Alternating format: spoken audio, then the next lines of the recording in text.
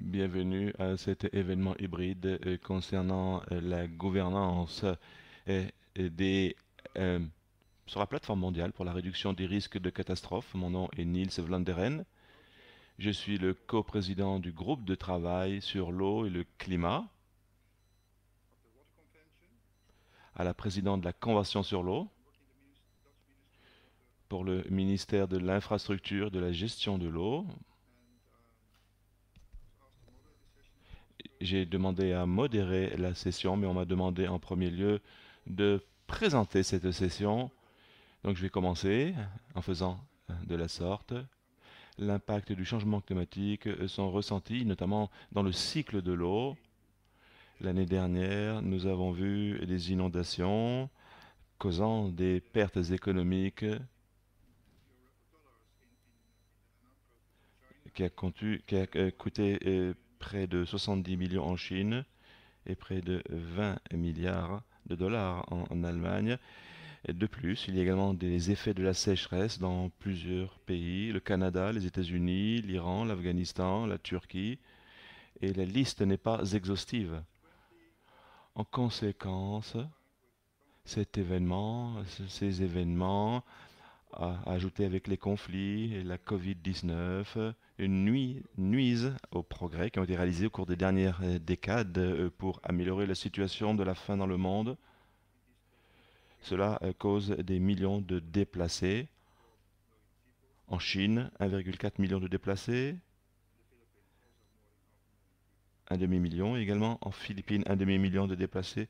60% de l'eau potable est une eau qui est partagée. Il convient de comprendre que la collaboration pour la gestion de l'eau est nécessaire dans le cadre de la planification.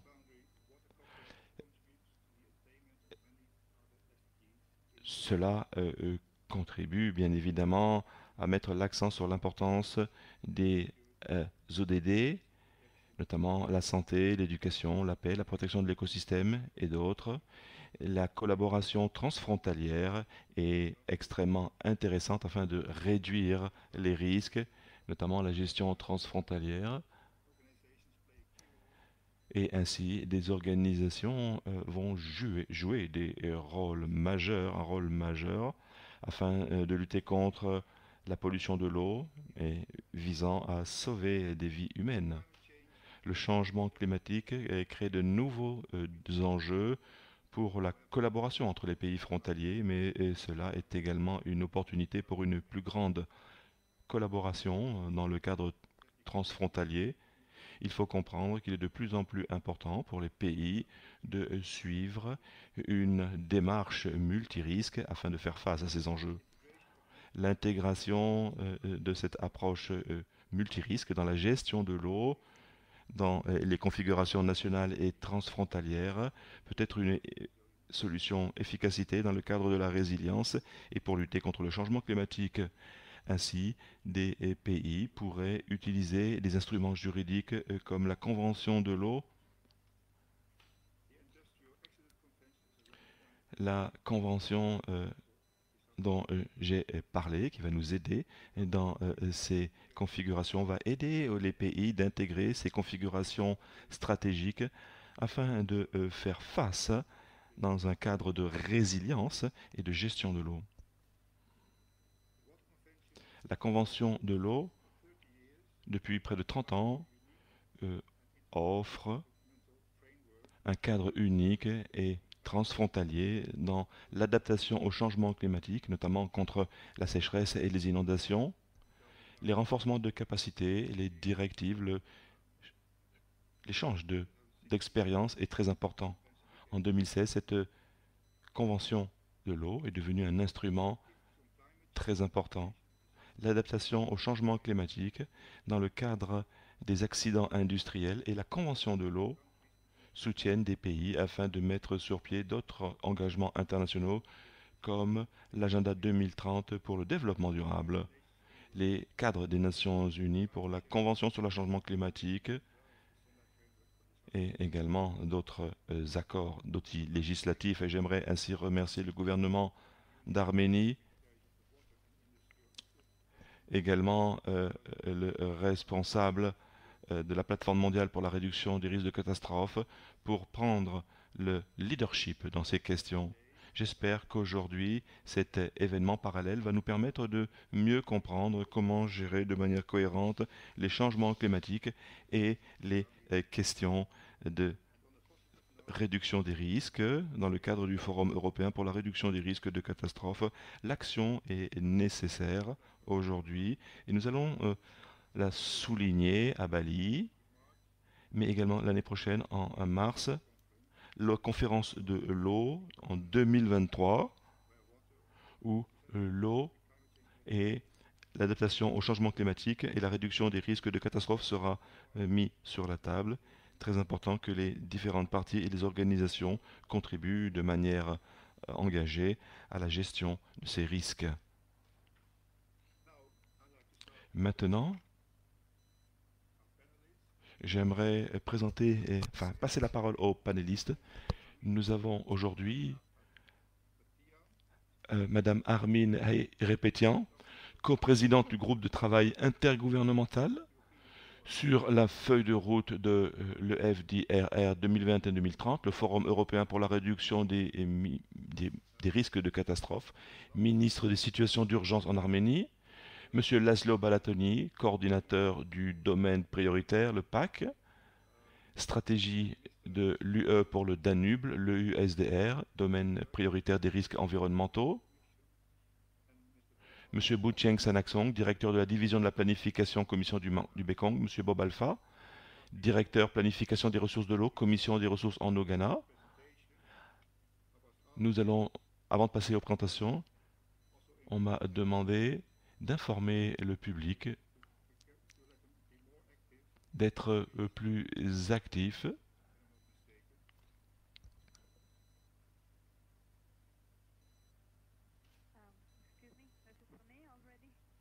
Est-ce que c'est à moi de prendre la parole? Merci, merci beaucoup, Niels.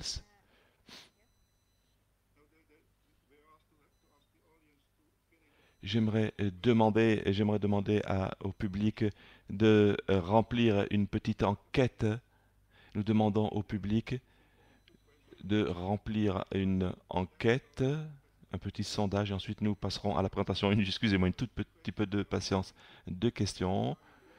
Est-ce que vous utilisez les démarches multirisques dans votre pays dans le cadre de vos travaux? Et en deuxième lieu, est-ce que vous êtes impliqué dans une coopération transfrontalière afin de gérer les zones aquafères, hein, les zones d'eau?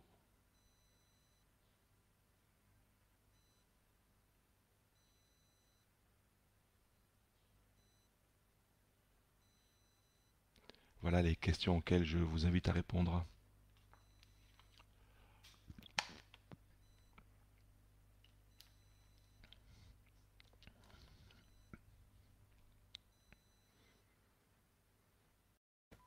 Je vois qu'un certain nombre de personnes répondent aux questions.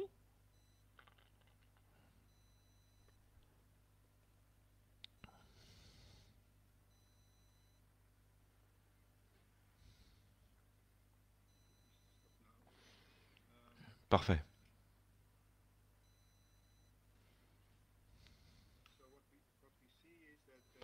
Nous,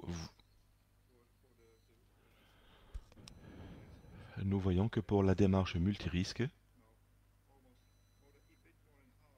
là, environ la moitié des intervenants prennent cela en ligne de compte.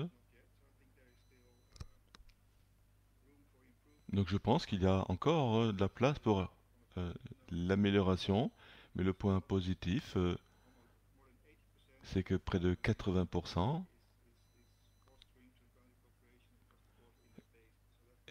visent à la coopération transfrontalière. Donc voilà ce qu'il en est pour les résultats. Maintenant, nous allons passer la parole aux prochains intervenants. J'aimerais commencer par l'Arménie. Mrs. Armin Eirapetian. Je vais commencer par une question. En tant que membre du groupe intergouvernemental, est-ce que vous pourriez rappeler la feuille de route route du Forum européen pour la réduction des risques de catastrophes engage les gouvernements de manière majeure dans le cadre de la gestion des risques, comment l'Arménie travaille sur ces questions, sur la feuille de route, dans la mise en œuvre des euh, mesures nécessaires, notamment dans le cadre de la réduction des risques de catastrophes industrielles. Merci beaucoup. C'est un honneur pour moi de représenter le travail qui a été réalisé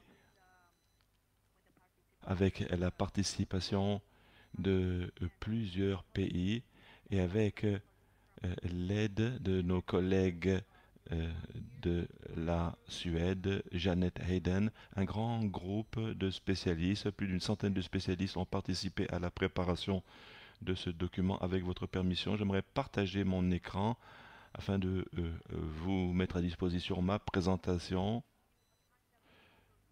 Vous aurez une vision,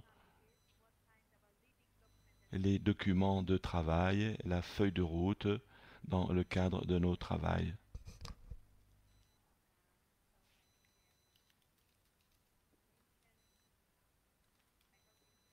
J'espère que vous voyez l'écran.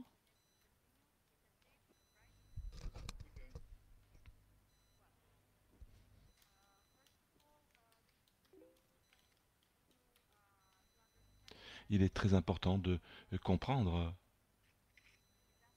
que la réduction des risques, pas simplement dans la région européenne, mais bien au-delà, doit être prise en ligne de compte par cette feuille de route.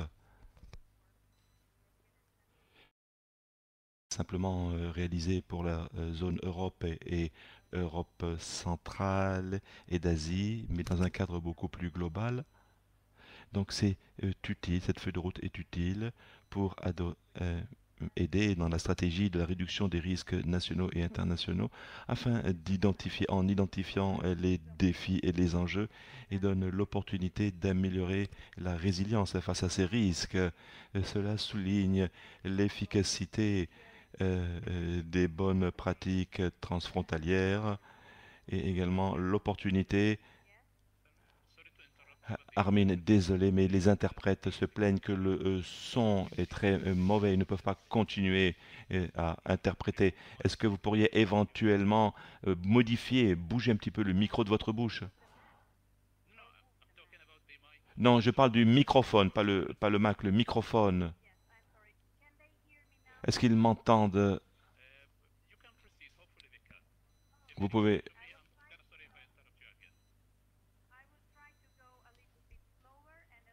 Je vais essayer d'aller un peu plus doucement et d'être un peu plus intelligible. J'espère qu'ils peuvent voir mon écran. Je vais donc reprendre la présentation. Ils peuvent utiliser la présentation d'ailleurs, hein. Donc, chers collègues, maintenant concernant les questions de cette feuille de route, il est important de comprendre que cela soutient la collaboration régionale et l'échange de compétences et d'expériences. J'aimerais souligner que la feuille de route a été conçue dans le cadre d'une structure extrêmement intelligible et 4 priorités principales et 16 actions communes. La première priorité, comme vous pouvez le voir, c'est la compréhension et les bonnes compréhensions des risques émergents, comprendre et communiquer les risques systémiques existants, émergents et également futurs, investir et appliquer des approches et des outils inclusifs et accessibles, ainsi que des données désagrégées pour identifier et comprendre les risques de catastrophes existants, émergents et également futurs, et en particulier se baser sur des scénarios climatiques futurs. De plus, essayer de faire progresser la surveillance des risques de catastrophes, des expériences et des leçons apprises, y compris la compréhension de la communication des impacts disproportionnés sur les personnes handicapées, les différentes de sexe dans un cadre d'une politique de genre et âgées ou les groupes de population marginalisés. Il faut également améliorer la cohérence avec les programmes mondiaux et tirer parti de ceux-ci pour faire face aux changements climatiques futurs, aux risques de catastrophes et aux défis socio-économiques connexes à tous les niveaux, construire de nouveaux systèmes inclusifs et accessibles pour faire face aux risques systématiques. La deuxième priorité, et ce sont des systèmes inclusifs et collaboratifs de gouvernance et de prise de décision dans le cadre des domaines prioritaires et actions communes, institutionnaliser une approche multipartite et inclusive de la gouvernance à tous les niveaux, systématiser de plus les processus décisionnels scientifiques et fondés sur les données probantes pour agir à tous les niveaux, renforcer les systèmes collaboratifs et transfrontaliers de renforcement des capacités et d'actions multiparties à tous les niveaux, sans oublier de soutenir des filets de protection et de sécurité efficaces et inclusifs. Soutenir en troisième lieu, les investissements dans la résilience, investir dans la protection des infrastructures et des systèmes essentiels contre les changements climatiques et les risques futurs de catastrophes en cascade de cumulatifs, tirer parti d'investissements transparents et durables pour la réduction des risques de catastrophes sensibles au genre, sensibles à l'âge et inclusifs à tous les niveaux, renforcer les budgets nationaux et locaux et les pouvoirs réglementaires pour une RRC inclusive afin de faire face aux futurs risques liés au climat et aux catastrophes, établir des normes et des outils pour un financement. En 4, la préparation à l'intervention et rétablissement résilient, investir dans des systèmes d'alerte précoce multirisques accessibles, renforcer la préparation adaptée aux sexospécificités sensibles à l'âge et à l'inclusion aux situations d'urgence complexes à tous les niveaux, appliquer des leçons tirées de la réponse de la pandémie de la Covid-19 pour la planification et les approches futures, développer des nouveaux outils de résilience aux catastrophes accessibles et inclusifs pour reconstruire en mieux qui répondent aux risques existants, émergents et futurs. Maintenant, il convient de travailler sur euh, une capacité à gérer les risques de désastres dans la région d'Asie centrale en 2030.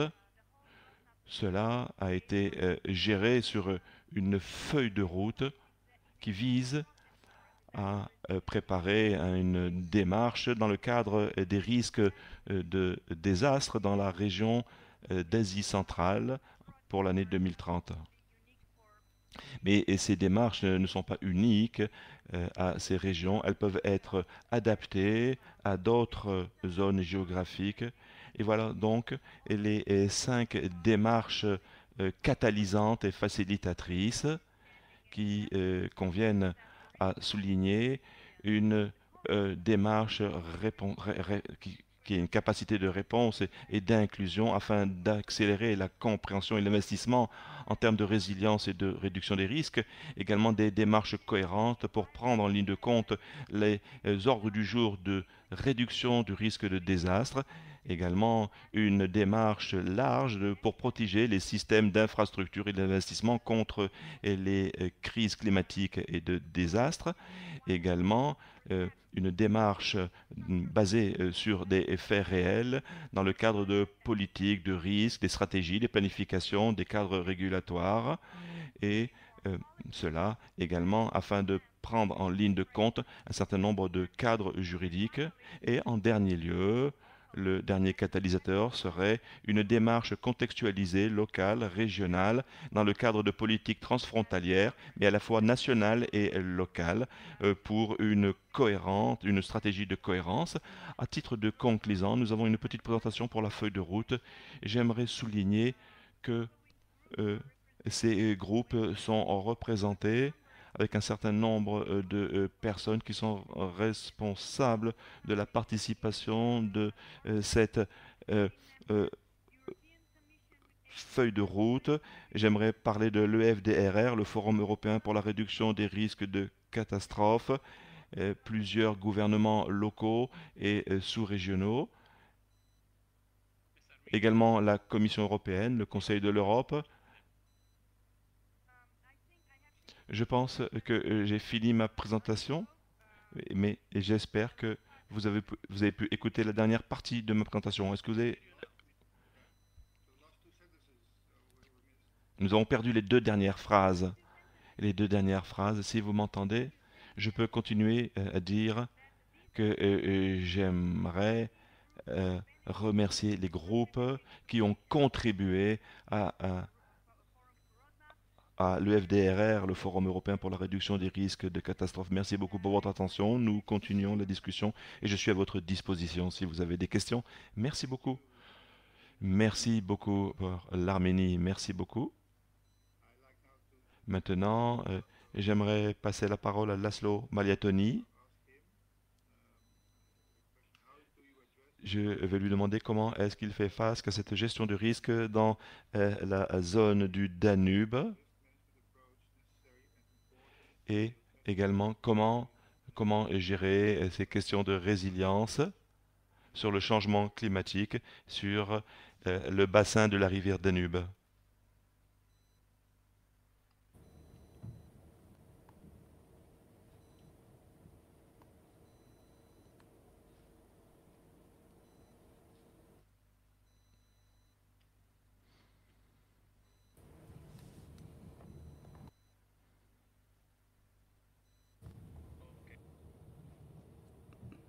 Pardon, mes micros étaient éteints. J'ai le plaisir de vous présenter la stratégie sur la région du Danube. Au nom de cette stratégie, j'ai préparé quelques diapos sur les activités qui portent sur la protection, mais il y avait des informations sur la Hongrie, mais j'ai aussi préparé des informations sur l'ensemble du bassin qui est le plus important, qui traverse le plus de pays au monde. Il a été aussi mentionné que les activités transfrontalières sont exceptionnelles, car il est important donc que les pays coopèrent, particulièrement pour la Hongrie avec ses pays voisins, c'est essentiel, et pour d'autres pays européens.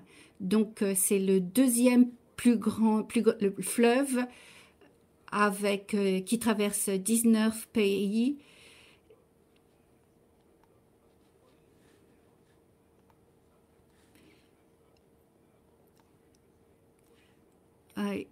Et bien sûr, il faut veiller à de nombreux facteurs, comme les facteurs environnementaux.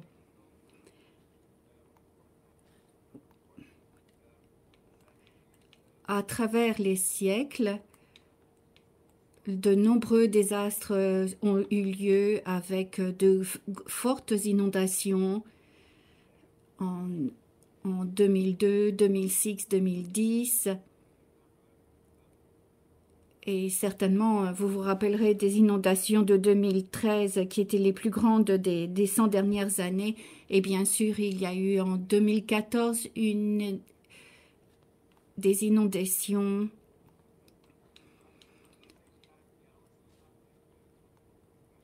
Il y a aussi, en plus de ces inondations, un manque d'eau et de la sécheresse.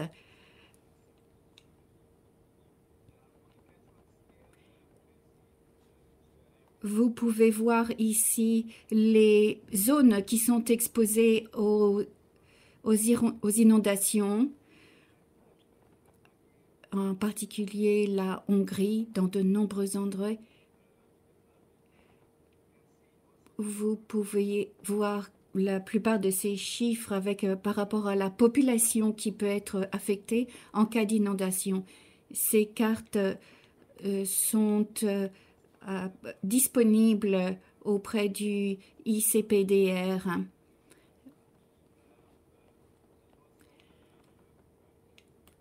J'ai aussi quelques informations sur la stratégie européenne de la région du Danube. Vous voyez les pays qui sont affectés par cette stratégie, une stratégie qui a été développée par la Commission avec les pays du Danube. Cette stratégie vise à organiser des synergies et une homogénéité au niveau des politiques. Nous avons 4 piliers pour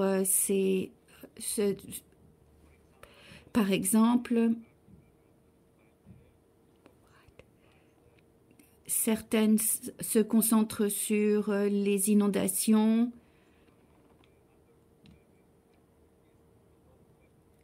et des activités. Pour ce qui concerne les objectifs des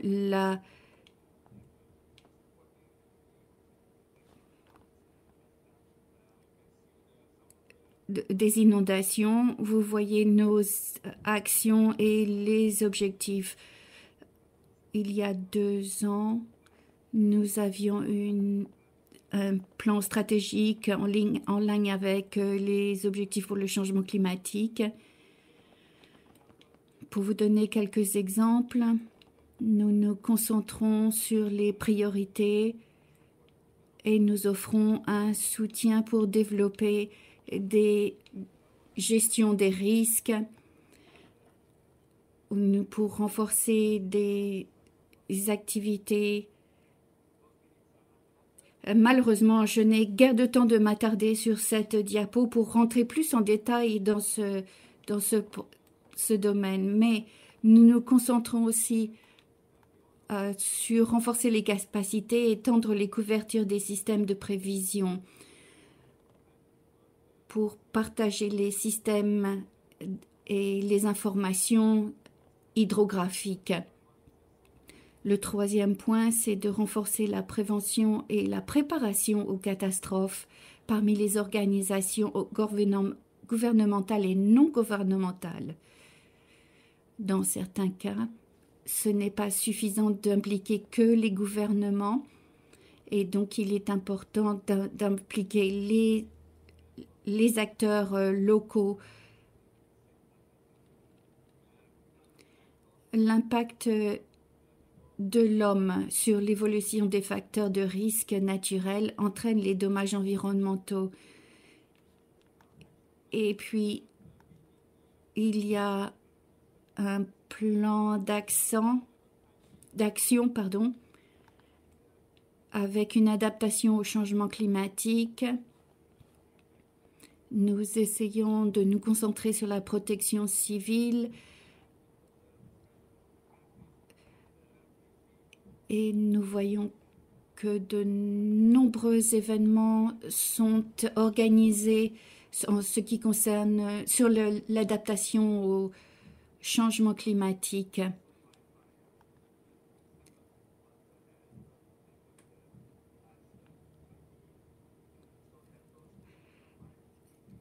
Donc, il a fallu nous adapter car les événements climatiques ont changé, les catastrophes liées aux événements climatiques ont changé. Nous souhaitons aussi nous préparer au soutien des activités conjointes pour la préparation des acteurs aux réponses aux catastrophes. Nous voulons aussi soutenir les politiques, aider les services d'urgence.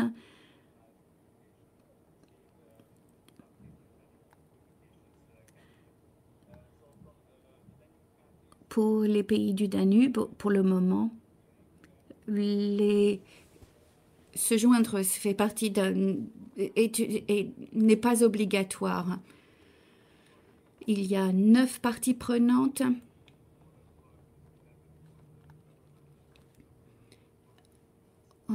Avec des gouvernements et des organisations non gouvernementales. Dans les autres types de risques, nous utilisons différentes sources avec le soutien d'autres projets. Et ici, vous voyez quelques-unes de ces initiatives.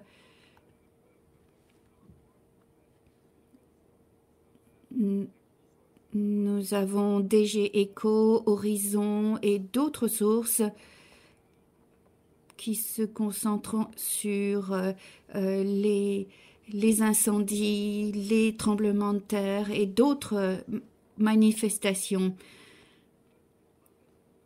Un autre projet qui se concentre sur les réponses d'intervention urgentes avec des pratiques d'exercice pour augmenter les capacités. Vous voyez ici les divers pays qui ont été impliqués dans ces activités conjointes.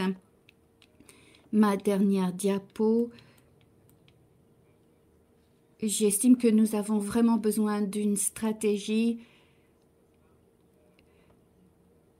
pour couvrir de nombreux risques. Par exemple, les inondations, comme j'ai mentionné.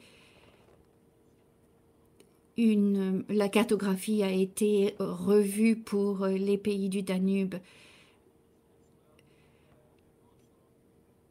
Nous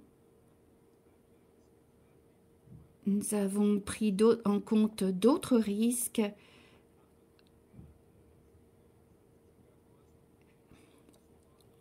Et nous nous concentrons sur les développements des projets. Et si vous avez des informations mises à jour pour aider à minimiser ces risques. Et je pense que dans certains cas, des mesures non structurelles sont tout aussi importantes que celles qui sont structurelles.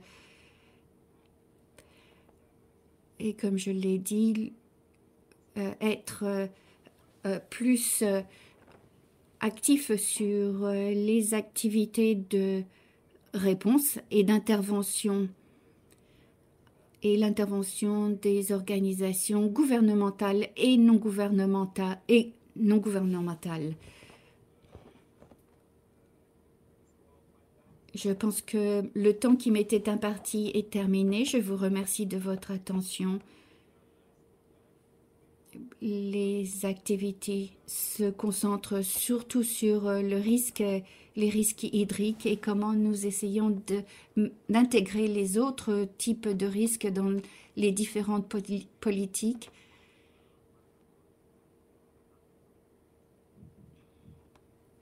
Merci de votre attention. Merci Laszlo et merci d'avoir illustré cette coopération pour établir une cohésion entre tous les pays et les activités. Cela semble facile, mais je suis sûre que ce ne l'est pas. Mais espérons que cette présentation avec l'introduction de l'Arménie, avec l'idée, et puis votre illustration, c'est inspirant. Est-ce que je pourrais intervenir avant que vous ne continuiez? Je voudrais dire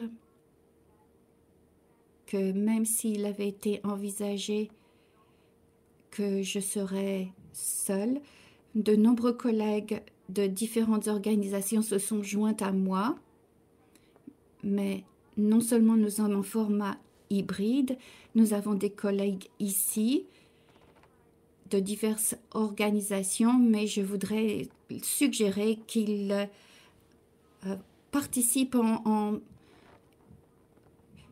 je voulais juste saluer les collègues dans la salle, mais bien sûr, merci. Cela nous a permis de faire le lien pour ces présentations hybrides. Maintenant, je voudrais inviter Monsieur Boutiang Sanokson. J'espère que je n'ai pas écorché votre nom. Et je voudrais vous demander comment vous intégrez la réduction des risques dans la stratégie et le plan d'action du Mekong. Et comment rendre possible cette mise en œuvre. J'attends votre présentation avec hâte.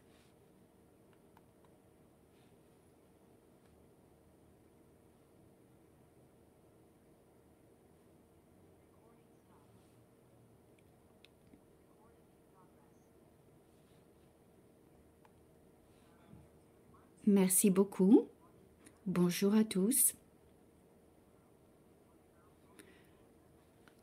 Au nom de la commission, du secrétariat de la commission, je voudrais partager ma présentation sur la stratégie et plan d'action d'adaptation au changement climatique dans le Mekong. La commission du Mekong est une organisation intergouvernementale qui réunit la coopération entre le Cambodge, la République démocratique populaire de Laos, la Thaïlande et le Vietnam.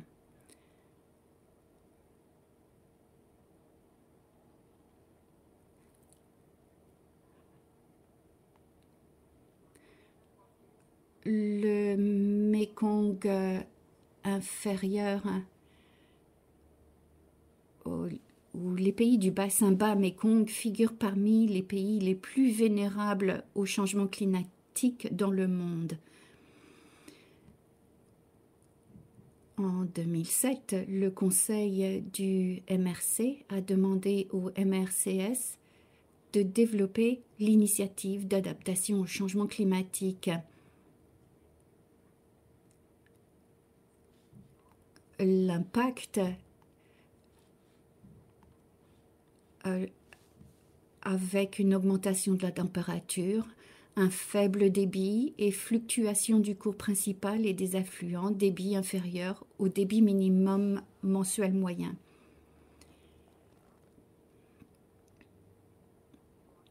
Les pluies sont tardives.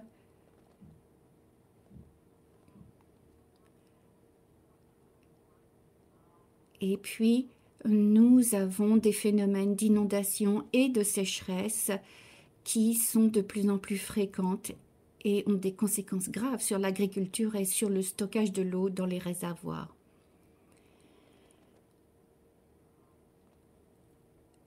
Avec une année de sécheresse, nous avons enregistré une perte de la fonction du bassin versant et des sources d'eau dans le bassin. Cet exemple est prédiction de scénario. En 2016, nous avons relevé les chiffres des stations d'observation pour enregistrer le débit, les changements évalués, des changements évalués pour les différents scénarios climatiques. Voici nos priorités pour le MASAP, qui est une déclaration des pays du LMB sur les priorités stratégiques au niveau du bassin pour faire face aux risques du changement climatique et renforcer la résilience du bassin. Nous avons l'intégration du changement climatique dans les politiques et programmes, les plans régionaux et nationaux, la coopération et le partenariat régionaux et internationaux en matière d'adaptation. Nous avons la préparation d'options d'adaptation transfrontalières et sensibles au genre. Nous avons l'accès au financement de l'adaptation, le suivi, la collecte et le partage des données, le développement des capacités pour les stratégies dans l'adaptation au changement climatique et pour finir, la diffusion des produits du MRC sur le changement climatique et l'adaptation. Ce sont donc les priorités principales du MASAP.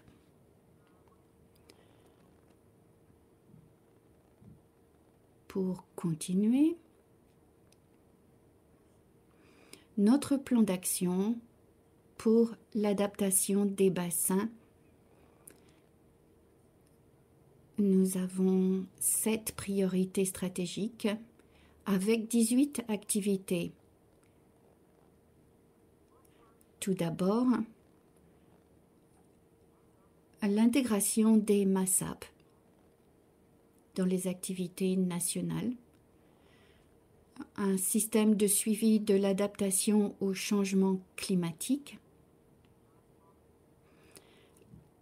l'accès au fonds climat, développer des projets d'adaptation transfrontaliers avec Cambodge et la Thaïlande, la coopération et le partenariat. Et nous avons d'autres activités de MRC basées sur le BDS et le MRC-SP 2021-2025.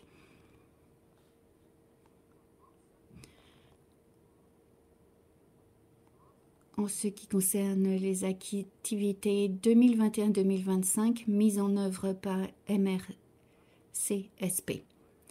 soutenir les options pour le développement des ressources en eau, y compris l'augmentation du stockage naturel et construire de l'eau pour soutenir la sécurité de l'eau.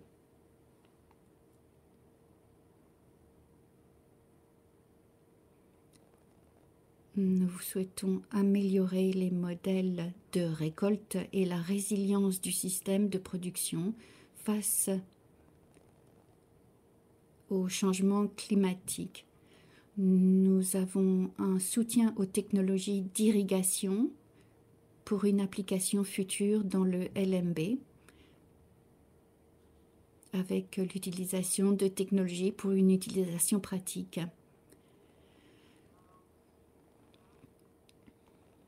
Nous voulons améliorer la sécurité de l'eau.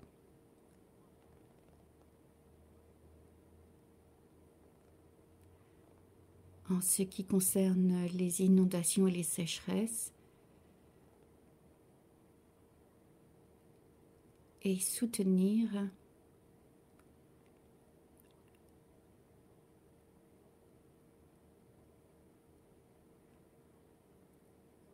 les actions pour atténuer les conséquences des inondations et des sécheresses.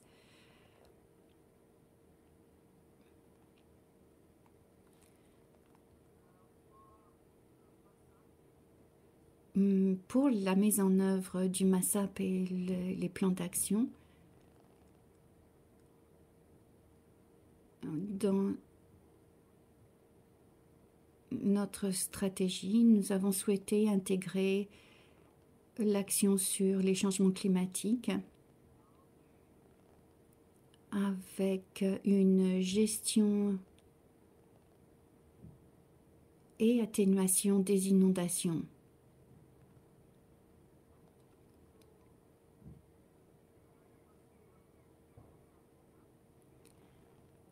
La diffusion des produits du MRC relatifs au risque de catastrophe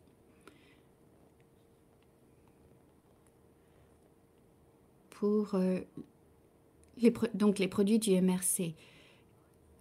Une série de scénarios de changement climatique a été analysée et sélectionnée pour le LMB. Les évaluations à l'échelle du bassin des impacts des scénarios sur l'eau et les ressources en eau ont été réalisées. Des tendances historiques des conditions hydroclimatiques, y compris les événements extrêmes, ont été analysées statistiquement. Des méthodologies spécifiques ont été développées pour évaluer les impacts du changement climatique sur les modèles d'inondation et de sécheresse. Donc les activités pour les pays membres. Les stratégies d'adaptation principales, y compris la réduction des incertitudes et renforcer la sensibilisation aux impacts potentiels, la planification conjointe pour éviter toute perte supplémentaire de stockage dans les plaines d'inondation. Nous devons veiller à ce que le développement de la plaine d'inondation soit résilient et favorise les inondations bénéfiques. Nous souhaitons protéger les bassins versants pour mieux gérer le ruissellement et les recharges des nappes souterraines. Nous souhaitons coordonner l'exploitation des réservoirs assurer des prévisions et les avertissements rapides et précis aux communautés potentiellement affectées et permettre la mise en place de mesures d'assurance et de post-relance. Comme je l'ai dit plus tôt,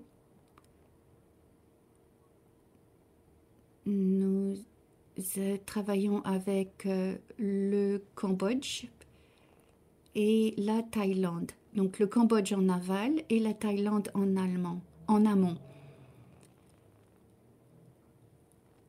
Des séries d'inondations importantes alternant avec de graves sécheresses ces dernières années et tendances actuelles indiquant une possible augmentation de l'intensité des événements futurs.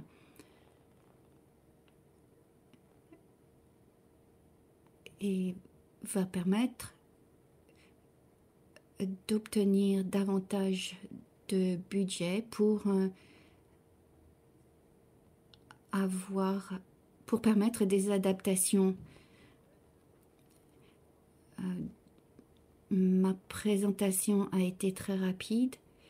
Je vous présente mes excuses pour mon anglais. Pas de problème du tout, c'était très bien. J'ai une question de clarification, si vous me le permettez. Avec la diapo sur les activités et stratégies, avec les 7 priorités, ma question est-ce que ce sont toutes des activités à la commission du Mekong ou ce sont des activités nationales? Aussi, vous avez l'exemple des projets conjoints transfrontaliers avec Cambodge et la Thaïlande. Est-ce qu'il y a d'autres exemples dans la zone? Merci beaucoup pour ces très bonnes questions. En fait, ces stratégies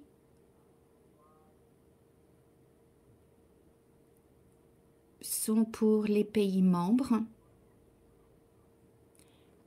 pour qu'ils les mettent en œuvre et nous leur offrons soutien, une orientation et permettre au pays de s'adapter pour réduire l'impact des risques et d'adapter et de devenir résilient. En ce qui concerne les projets conjoints,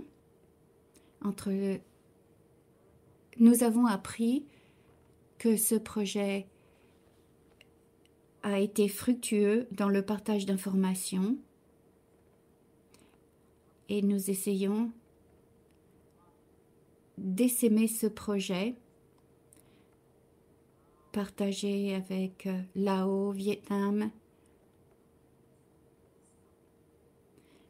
et 3 sous-régions se joignent. Sepong et Sepok côté Vietnam et un autre du côté Cambodge.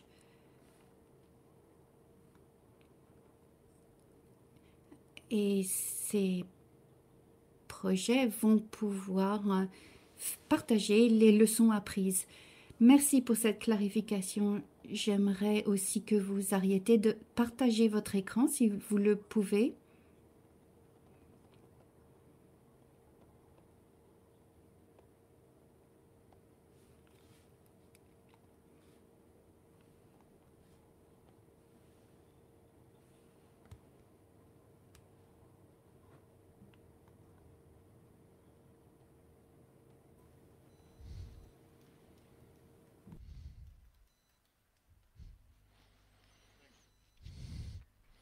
Merci beaucoup.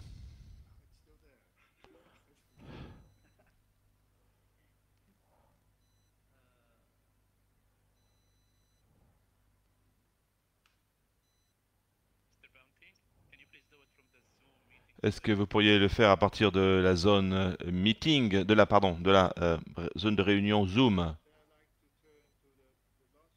Maintenant, nous allons passer à la parole au dernier intervenant, Monsieur Bob Alpha, directeur planification des ressources en eau, commission des ressources en eau du Ghana.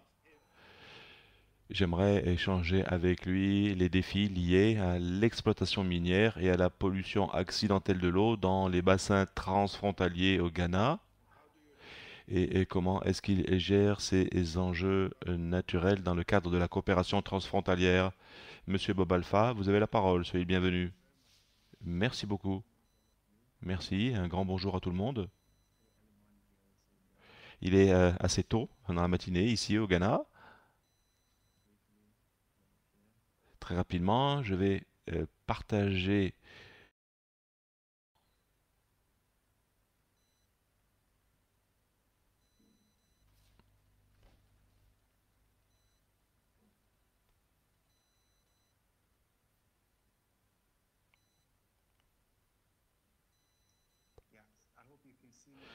J'espère que vous pouvez voir ma présentation, les diapositives qui sont à l'écran.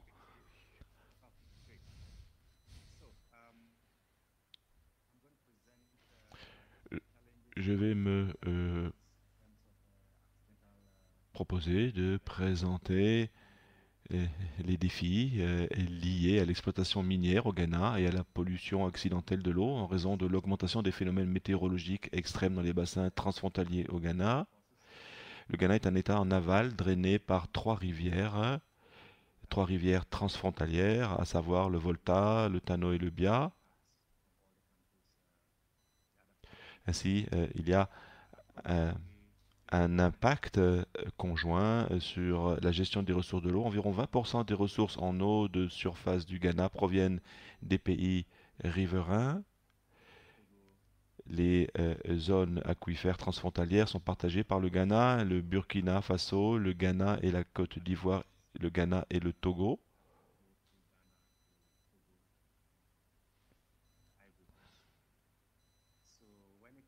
En conséquence, lorsque l'on parle de questions transfrontalières, le Ghana souhaite mettre en place des mécanismes de coopération dans la gestion des bassins fluviaux internationaux,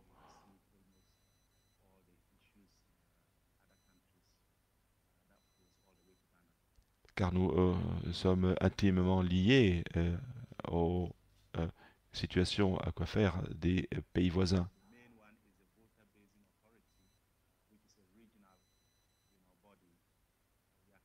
Il y a une institution, la commission du Volta, le bassin de la Volta Blanche,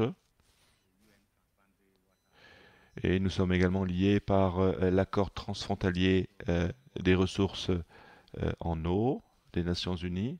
Donc nous sommes euh, extrêmement impliqués dans ces questions. Les défis dans les bassins fluviaux transfrontaliers, comme je le répète, hein, actuellement, nous sommes membres de trois arrangements transfrontaliers, hein, l'autorité du bassin de la Volta et les deux accords mondiaux des Nations Unies sur les eaux frontalières.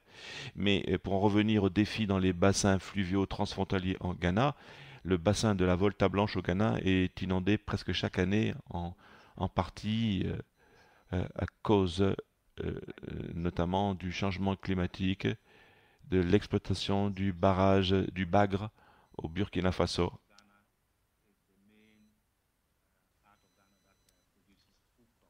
C'est la partie nord du Ghana qui assure l'approvisionnement en alimentation, les récoltes. Parfois ces récoltes sont abîmées. Ainsi, cela a causé un afflux d'importations. Mais nous avons également euh, l'autre face de la médaille qui est des problèmes de sécheresse. Le bassin de la Volta au Ghana connaît de fréquentes sécheresses en raison de précipitations faibles ou régulières, ce qui pose des problèmes euh, pour les ressources en eau, pour les foyers, les cheptels. Cela est dû également au changement climatique qui est exacerbé par l'activité de la main humaine. Maintenant, concernant l'exploitation minière dans les bassins fluviaux transfrontaliers au Ghana, l'exploitation minière et les fuites accidentelles de mercure. D'ailleurs, j'aimerais souligner que euh, les activités minières sont dues à la reconversion des agriculteurs qui n'ont plus accès aux terres agricoles. Beaucoup d'agriculteurs se retournent vers les activités minières, mais parfois ne respectent pas les prérequis en termes d'exploitation minière. Cela cause parfois des fuites accidentelles de mercure dans le système fluviaux qui sont prédominants dans les rivières frontalières. Mais cela affecte également les pays voisins, hein.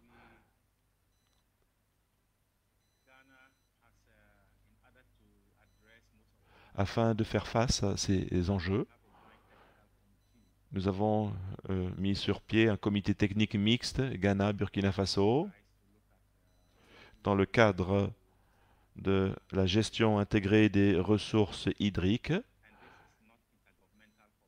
Ce n'est pas une coopération intergouvernementale, c'est au niveau au niveau des bassins, hein, de la gestion des bassins.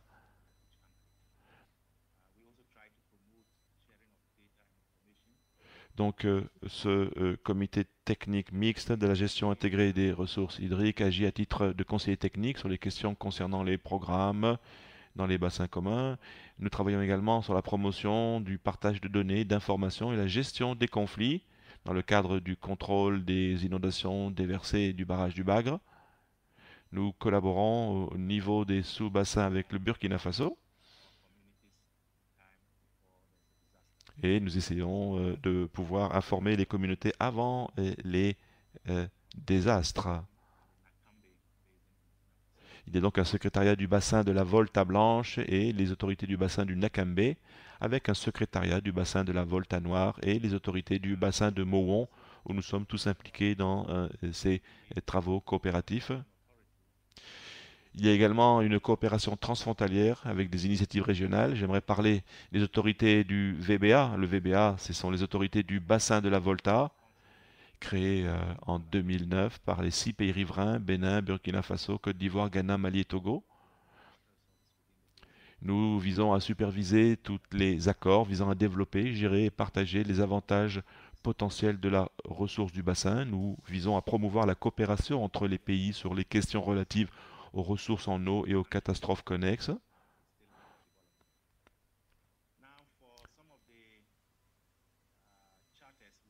Les arrangements entre les bassins de Tano et de Bia sont encore en cours d'élaboration dans le cadre d'un processus piloté par le Centre de la coordination de la CEDEAO. Maintenant, pour ce qui est de la charte de l'eau du bassin de la Volta, la charte de l'eau du bassin de la Volta a été validée par le comité d'experts des 6 États membres à Lomé en décembre 2018 et approuvée par le Conseil des ministres lors de sa 7e session ordinaire tenue à Accra, au Ghana, le 10 mai 2019. Nous n'avons pas encore été capables de mettre sur pied les normes en termes de pollution.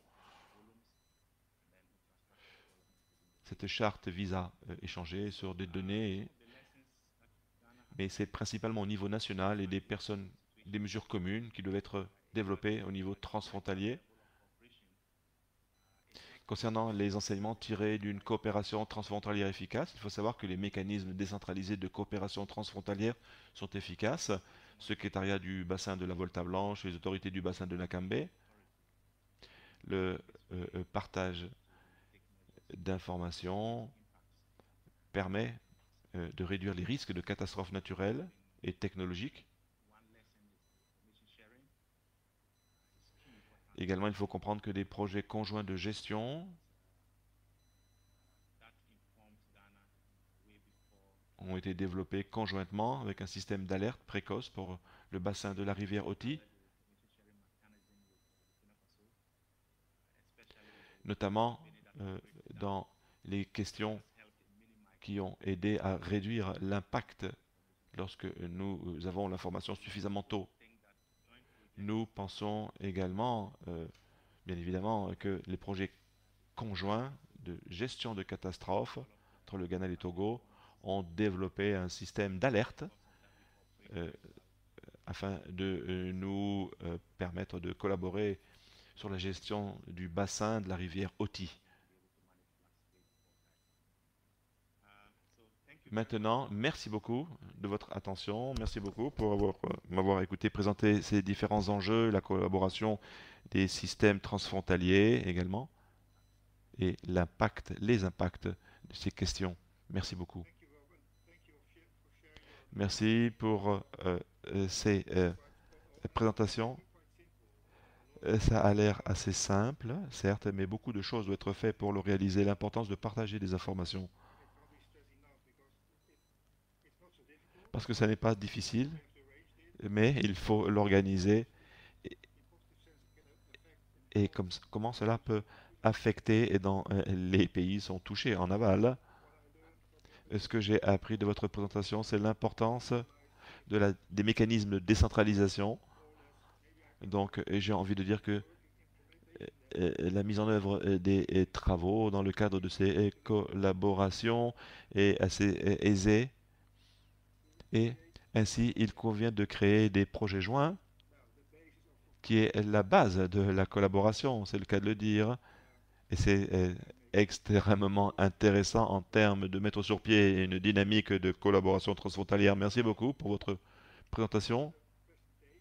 Suite à cette présentation, nous allons maintenant passer à la deuxième partie de cette session où nous allons nous concentrer sur les enjeux à venir. Nous avons donc maintenant une discussion de panélistes. Avant de commencer, j'aimerais vous demander à vous tous d'utiliser la messagerie pour poser vos questions. Armin d'ailleurs pourra nous aider pour la gestion des questions.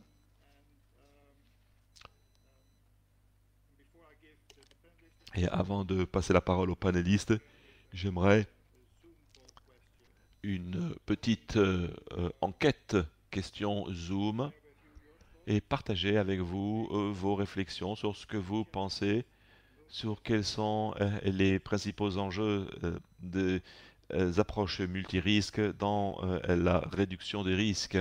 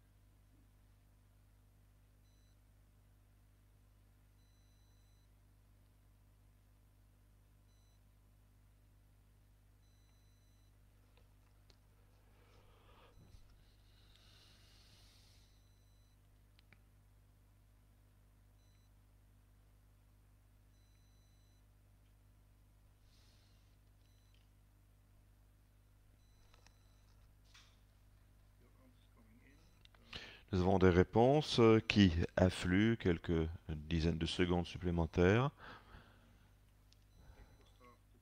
Et ensuite, je demanderai aux équipes techniques de présenter les résultats.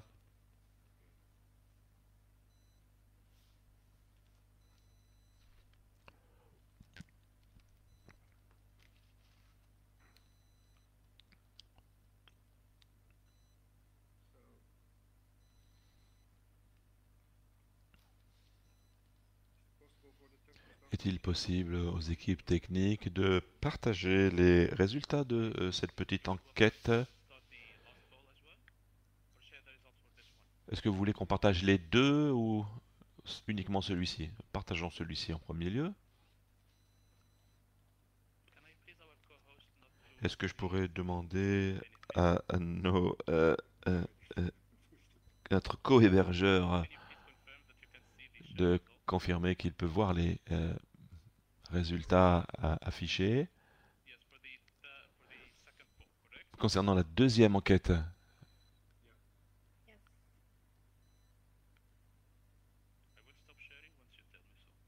je commencerai à partager une fois que vous aurez éteint. Très bien. Je vois que tous les aspects qui ont été mentionnés ont reçu un appel, ont reçu un appel positif. La collaboration entre multidimensionnelle tient le haut du panier dans cette réponse. Nous allons donc continuer. Arménien, vous voulez prendre la parole? Je ne vois pas les résultats de l'enquête. Je suis désolé, je ne vois pas les résultats.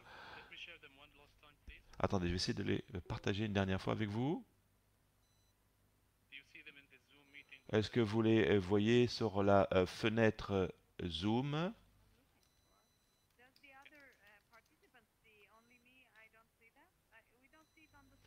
Non, on ne les voit pas sur l'écran.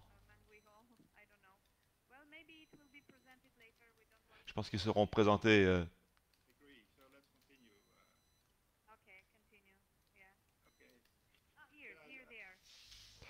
Très bien, je les vois. Parfait, je les vois. Donc, nous allons donc continuer avec notre panel. J'aimerais vous demander assez rapidement, au vu des contraintes de temps, essayez de répondre assez rapidement.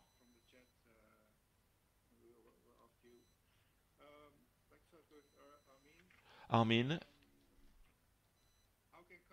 comment est-ce que les pays peuvent-ils tirer le meilleur parti de la législation et des politiques pour favoriser les approches multirisques dans ces problématiques? Merci pour cette question. Je pense que les pays devraient bénéficier d'instruments politiques et juridiques. Ainsi, euh, on peut parler d'une convention des accidents industriels ou des ressources de l'eau dans le cadre de stratégies de résilience. Ces instruments peuvent permettre au pays des directives et des directives techniques notamment et aider à la gestion politique pour faire face à ces questions et renforcer bien évidemment la politique transfrontalière dans le cadre de la réduction des risques de catastrophes et industrielles notamment. C'est je pense, un cadre qui serait positif. De plus, j'aimerais rajouter et souligner que euh, les accidents industriels et la convention qui est liée reconnaît que les instruments juridiques pour les désastres technologiques et la réduction des risques peut jouer également un rôle majeur dans la réduction de risques et la gestion des dangers technologiques avec les directives qui sont applicables dans ces réalités politiques. Merci, merci beaucoup. Merci pour votre réponse extrêmement euh, pertinente. Laszlo, s'il vous plaît. Comment est-ce que l'intégration des risques liés à l'eau, au climat et aux catastrophes technologiques ont-elles transformé votre approche de la gestion des bassins fluviaux dans le Danube?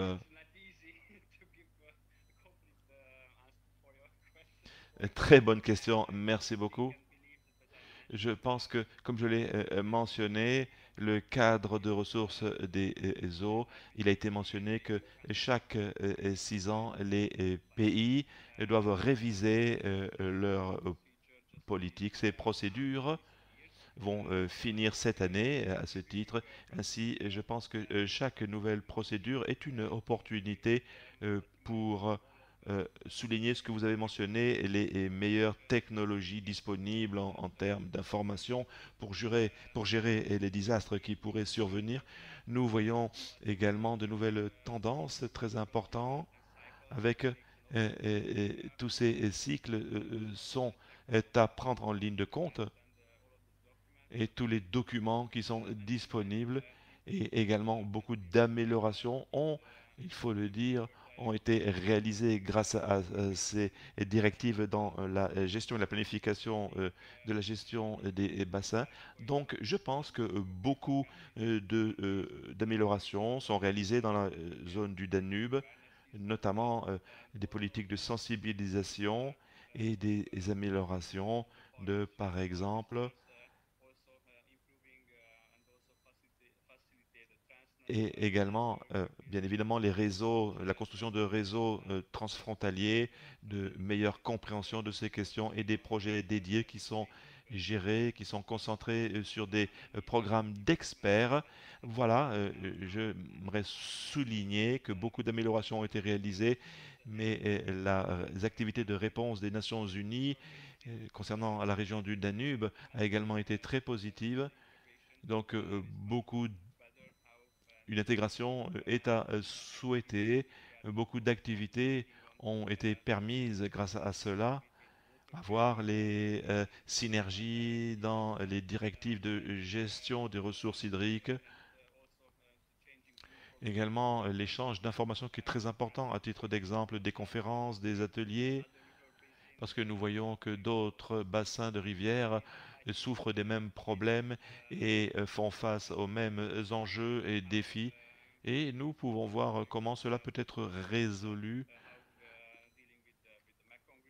notamment comme cela a été réalisé par les pays de la rivière Mekong. Ce sont des enseignements qu'il faut prendre en ligne de compte,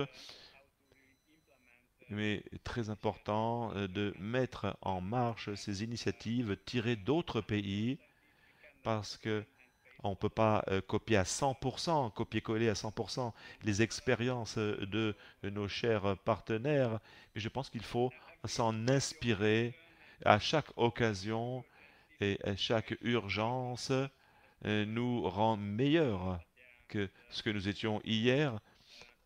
Donc il est très important d'être prêt, de nous préparer grâce aux connaissances, au partage d'expériences et de compétences. Je pense que c'est important. Mais ça n'est pas facile d'être préparé, il faut le dire. Merci Laszlo. Mer- Merci Laszlo. Boutieng, je voudrais vous poser une question. Quels sont les défis auxquels vous êtes confrontés en tant qu'organisation transfrontalière dans le domaine de la réduction des risques de catastrophes et comment les relevez-vous? Merci beaucoup pour cette question. Lors de la mise en œuvre du plan MRC et certains plans d'action, nous avons constaté que les risques transfrontaliers posent des problèmes de partage d'informations,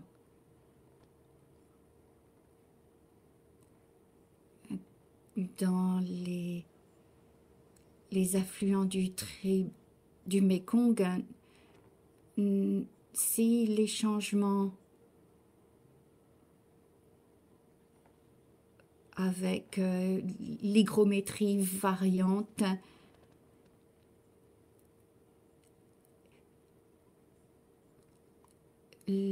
l'information doit être liée.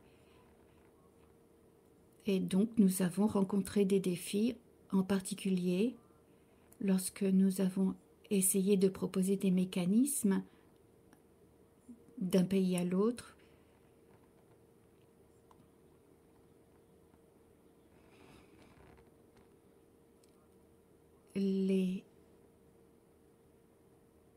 Les acteurs ont été difficiles à contacter ou ont été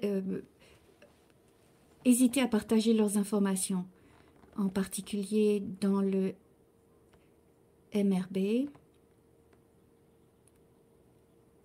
LMRB.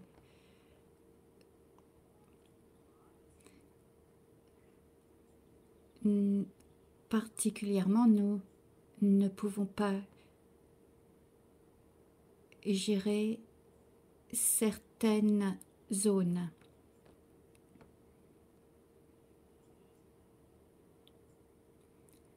Les changements dans la zone forestière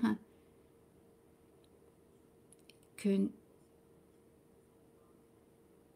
nous ne pouvons pas maîtriser. Et ce sont des zones qui affectent les zones en aval. Nous avons aussi connu des fortes pluies avec des montées d'eau rapides.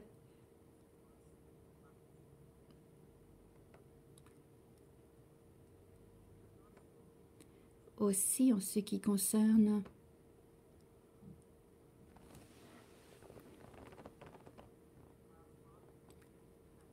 l'impact transfrontalier, comme les effets nocifs, nous avons essayé de créer un fonds, le fonds du Mekong,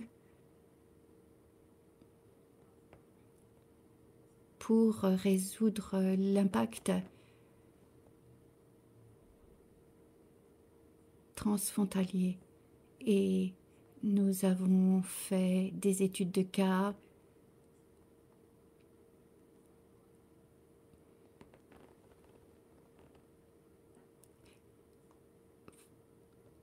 et pour essayer de formuler une politique sur laquelle tout le monde serait d'accord. En ce qui concerne l'adaptation pour la sécheresse, nous avons eu des politiques et des activités pour encourager les pays membres à soutenir le comité. Mais en fait, nous avons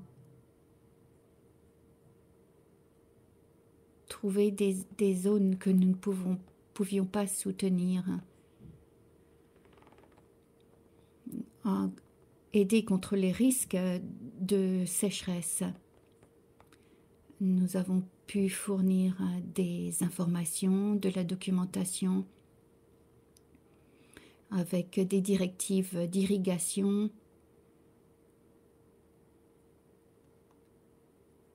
qui étaient préconisées pour gérer ces problèmes d'eau. Merci. Merci beaucoup. Maintenant à Bob. La coopération transfrontalière peut-elle bénéficier aux processus nationaux d'adaptation au changement climatique et de réduction des risques de catastrophes? Et comment? Merci. Particulièrement pour le cas du Ghana, la coopération transfrontalière est clé. À un niveau national, peut-être nous ne pouvons pas répondre aux défis clés sans nos partenaires transfrontaliers.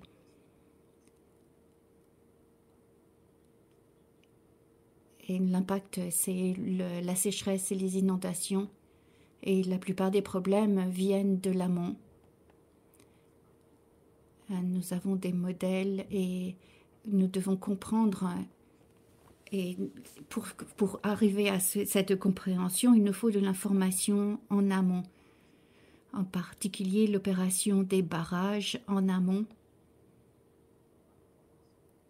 pour que nous puissions avoir des modèles pour réduire l'impact des inondations. C'est clé. Et c'est seulement grâce à la coopération transfrontalière que l'on pourra avoir cette information ou ce partage d'informations. Et je dirais oui, dans le cas du Ghana, sans la coopération transfrontalière, nous ne pouvons pas travailler en interne. Parce que les bassins sont interconnectés et l'on ne peut pas les diviser artificiellement et faire un modèle à partir de cela. En ce qui concerne de la minimisation de l'impact des inondations. Merci. Maintenant, je voudrais passer aux questions du chat. Bob, première question. Est-ce que le Ghana a des cadres sur le partage d'informations avec le Burkina Faso et le Togo? Quels sont les défis les plus élevés, les plus hauts pour l'établissement de cette commission? Première question d'abord. Je pense que oui,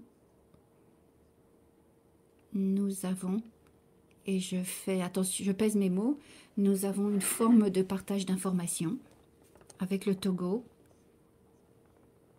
qui n'est pas aussi efficace que nous l'aimerions, car la plateforme est en quelque sorte restreinte, où seulement des informations sélectionnées et partagées. Nous partageons une donnée metadata, mais nous ne partageons pas la base de données réelle. Nous avons établi un projet conjoint avec le Ghana Togo. Donc nous avons des données du Togo qui font partie du modèle. Et ça, c'est la seule forme de partage réel d'informations. Pour le Burkina Faso, la forme est restreinte à cause des opérations du barrage. 3 mois de l'année, il y a des relâches d'eau. Et c'est pour cela que je le décris comme partage d'informations, de données restreint. Le défi en ce qui concerne l'établissement de la commission est purement sur le mécanisme dans lequel les autorités sont soi-disant financées. 50% du Ghana fait partie du bassin de la Volta et le mécanisme de financement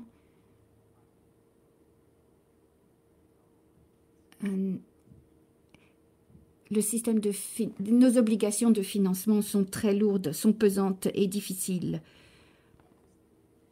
Et ça, c'est pour nous le plus gros défi. Mais en quelque sorte aussi quelque chose de fructueux, car il y a des bons résultats de la commission. Merci beaucoup. Donc, le personnel me dit qu'il nous reste 10 minutes, donc utilisons-les bien. Et je vais continuer avec les questions que nous avons reçues. Laszlo, une question de Ecotierra en Moldavie.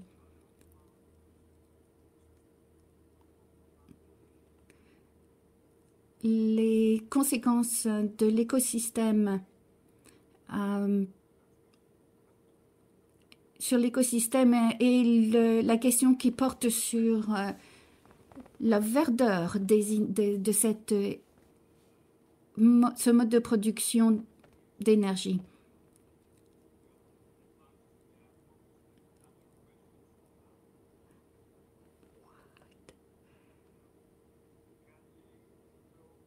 Est-ce qu'on pourrait... Je pourrais avoir... revenir vers moi un peu plus tard pour me permettre de réfléchir.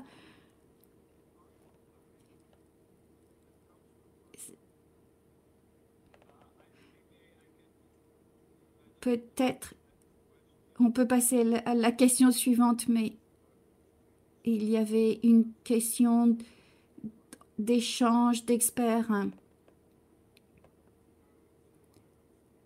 Donc, je vais continuer à lire mon écran. Nous avons une question ici de l'assistance. Un invité de Belgique. Vous avez la parole. Merci, Arménia.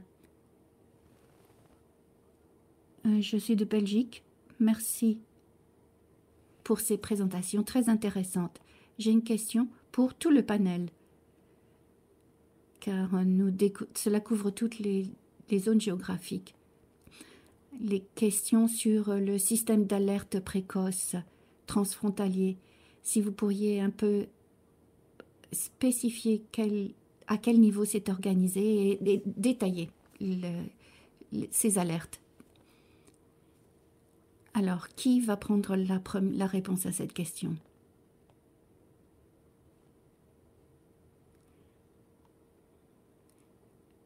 Sur les mises à jour des événements toutes les 15 minutes.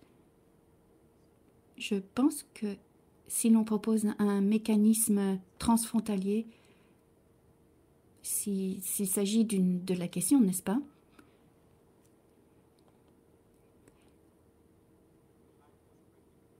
La ligne était coupée, ne fonctionnait pas bien.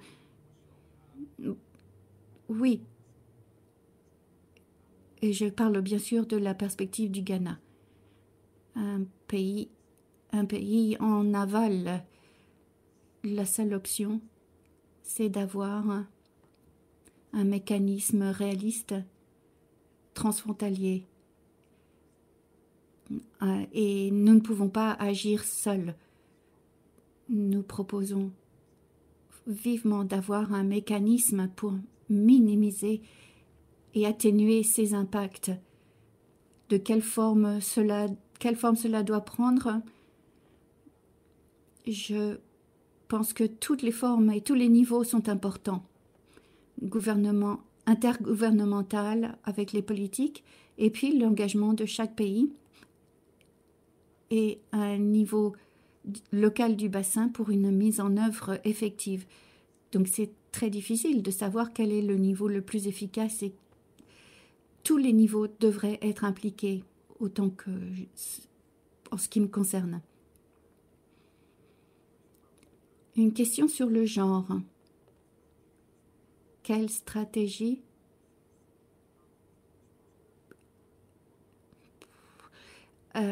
quelle stratégie a été mise en œuvre en ce qui concerne la collecte d'eau et comment adresser la question de la violence basée sur le genre? Arménia. Oui, parce que j'ai lu cette question. Elle est très compliquée. Dans cette question, nous avons plusieurs aspects. Tout d'abord, lorsque l'on parle de la gestion des ressources d'eau, bien sûr, il est important que tout soit égal pour tout le monde. Et dans toutes les autres sphères de la vie, l'égalité, le droit de l'utiliser, l'eau, c'est un droit humain indisputable. Et la question de genre est un élément culturel. Dans de nombreuses cultures, lorsque il faut aller chercher l'eau parce qu'il n'y a pas d'eau courante, c'est essentiellement fait par les enfants et les femmes.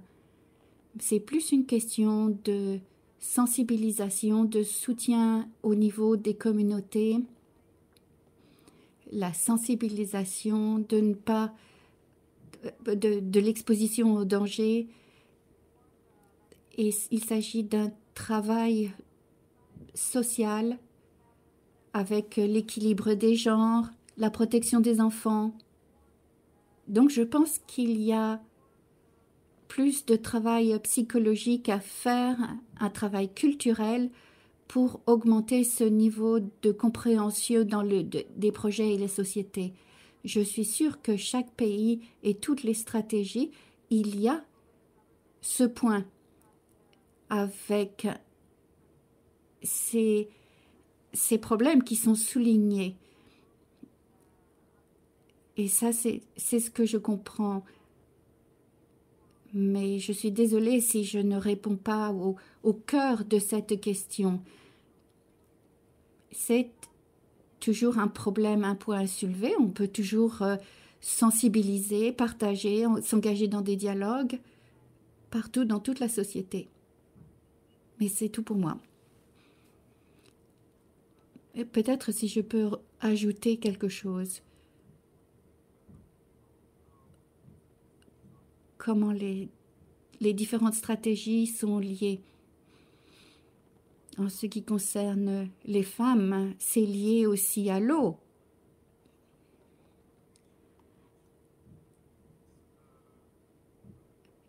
Lorsque l'on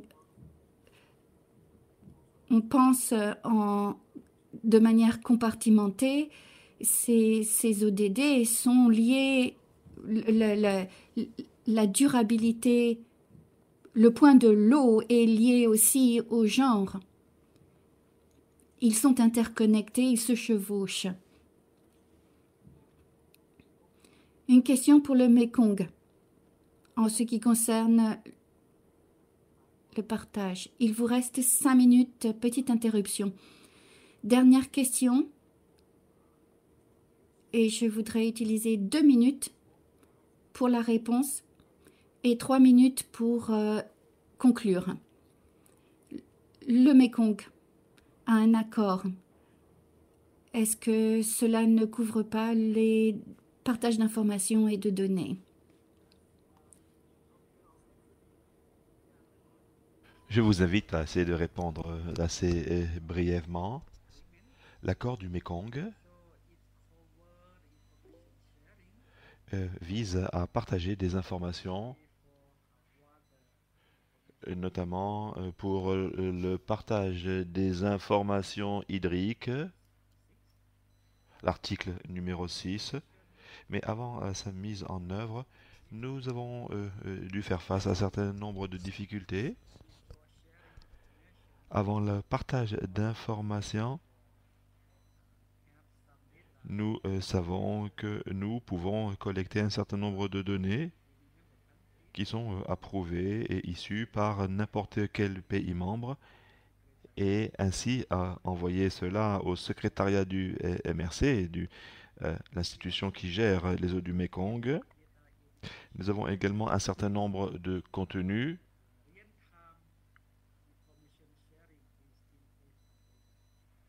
Mais avant, certes, nous avons dû faire face à un certain nombre de problèmes.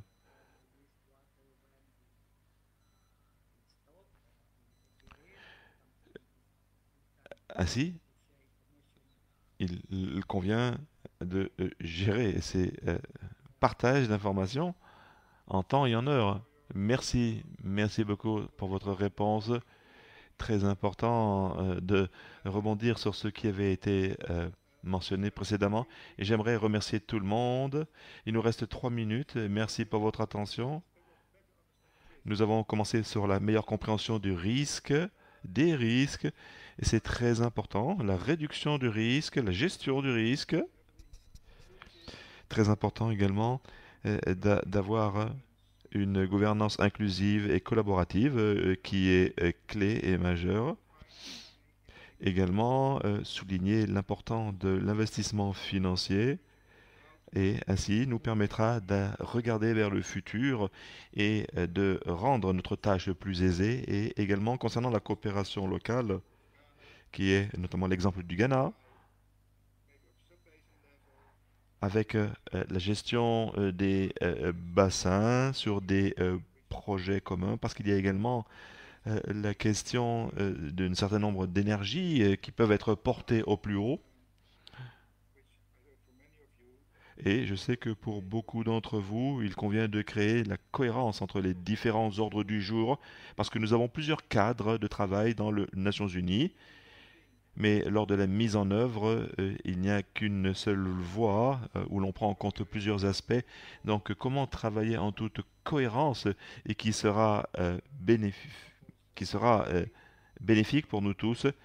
Également, l'exemple du Danube, comment mettre cela en pratique et également voir également les difficultés soulignées sur la gestion du Mékong, un véritable enjeu, comme vous l'avez mentionné, notamment sur euh, les sorties d'eau des barrages. Cela n'est pas facile, les relâchers d'eau des barrages. Ce qui a été dit par le Ghana, comment est-ce que l'on peut partager les expériences et tirer bénéfice des coopérations en ayant un esprit de conviction pour les autorités qui ont les cordons de la bourse dans ces questions qui touchent à l'investissement. Donc, un grand merci à vous tous pour votre participation active. Merci également les techniciens pour les questions dans la messagerie. Et j'espère que nous reviendrons la prochaine fois pour de nouvelles idées et de discussions encore plus enrichissantes. Merci beaucoup. Merci à tous, merci Yves, merci à vous tous. Merci beaucoup. Merci à tous.